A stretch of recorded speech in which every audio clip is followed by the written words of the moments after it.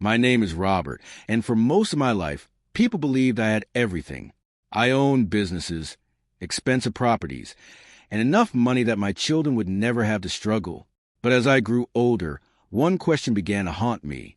Did my family love me, or did they only love what I could give them? I had 3 sons. Daniel, the oldest, was a successful lawyer. Michael owned several companies. Jason lived a luxurious life filled with expensive cars, vacations, and designer clothes. And then there was my son-in-law, David. David was married to my daughter, Emma. Unlike my sons, David wasn't wealthy. He worked long hours in a small repair shop and lived a simple life. My sons often looked down on him. He has no ambition, Michael would say. He'll never be successful, Daniel would laugh. But David never argued. He simply smiled and continued working. One evening, after hearing my sons fight over money again, I made a decision. I wanted to know who truly cared about me. So I created a test. The next week, I invited my children to dinner. After everyone sat down, I took a deep breath. I have bad news, I said. My investments failed. The businesses are gone. I have debts, and I may lose everything. The room became silent. For a moment, nobody spoke. Then Daniel cleared his throat. Well, these things happen, he said. Michael looked uncomfortable. Jason stared at his phone. Nobody asked if I was okay. Nobody asked what I needed. Instead, they began asking questions about the inheritance. What happens to the house? Are there any assets left? Will the debts affect us? Each question felt like a knife in my heart. I looked at my children and realized something painful. They weren't worried about me. They were worried about money. Over the next few weeks, things became worse. My son stopped visiting. Their phone calls became shorter. One even told me he was too busy to meet. But David was different. The very next morning after hearing the news, he arrived at my house.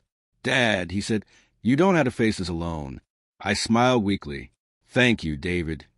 The next day, he came again, and the day after that, he repaired things around my house. He brought groceries. He sat with me and listened. He never asked about money. One evening, I noticed he looked exhausted. Are you okay? I asked. He hesitated. Then Emma, my daughter, quietly said something that shocked me. David sold his motorcycle. What? I asked. David smiled. It was just a motorcycle. Emma continued. He also sold some tools and emptied his savings account. I stared at him in disbelief. Why would you do that? David looked at me and said words I will never forget. Because family is not about money. He smiled gently. You helped Emma and me when we had nothing. Now it's our turn. At that moment, tears filled my eyes. My wealthy sons had millions, but my poor son-in-law had the richest heart. A month later, I invited the whole family to dinner again. Everyone came. My sons looked nervous. They believed I was still bankrupt.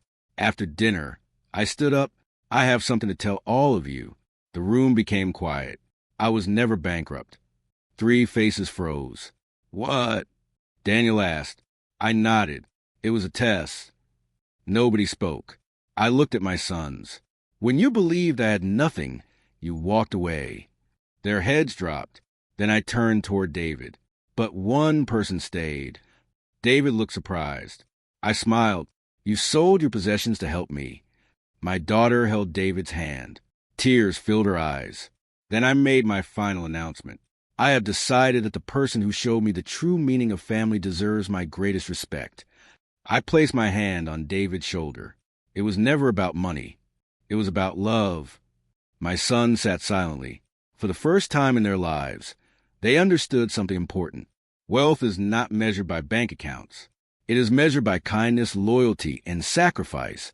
That night, I realized that the richest person in my family wasn't my lawyer's son. It wasn't my businessman's son. And it wasn't a son with expensive cars. The richest person in my family was the poor son-in-law who was willing to give away everything for someone he loved. And that is a lesson I will never forget.